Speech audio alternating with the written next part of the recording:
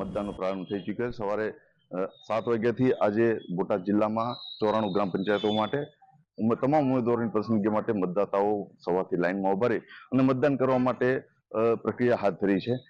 Total 8 જેટલા મતદાન બૂથો છે કે જ્યાં મતદાન શરૂ થઈ ગયું છે। આ જોવા મળે છે અબાલ વૃદ્ધો, યુવાનો વહેલી સવારથી પોતાના મનપસંદ ઉમેદવાર માટે પસંદ કરવા માટે આજે લાઈનમાં ઉભા રહી અને મતદાન કરવાનું શરૂ કરી દીધું છે।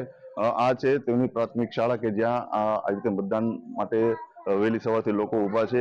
ત્યારે અહીંના એક સ્થાનિક રહીશ છે, આપણે એની પાસે જાણવાનો પ્રયત્ન કરીશું કેવી રીતની સ્થિતિ છે અને શું નામ છે આપનું? મારું નામ છે જનકભાઈ ગણપતભાઈ માથોડિયા, ગામ લાઠીગઢ।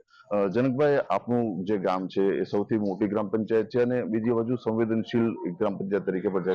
કેવી સ્થિતિ, હાલ કેવી રીતના વાતાવરણ? ગ્રામ પંચાયતની ચૂંટણીમાં અત્યારે મતદાન એકદમ શાંતિપૂર્ણ થઈ રહ્યું છે।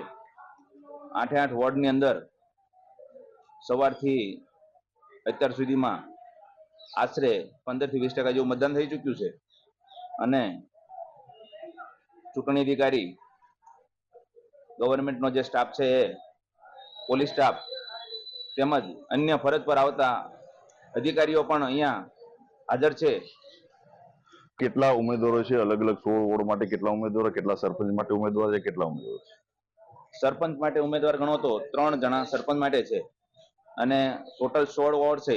એની અંદરથી 16 વોર્ડની અંદરથી 6 વોર્ડ બિનહરીફ થઈ ગયા છે અને 10 ઉમેદવારો જે સભ્યની ચૂંટણી અત્યારે લડી રહ્યા છે। સ્થાનિક સ્વરાજ્યની આ ચૂંટણીમાં લોકો ભારે ઉત્સાહપૂર્વક મતદાન કરવા માટે જોડાયા છે। ધર્મેન્દ્ર લાઠીગા, GSTV, બોટાદ।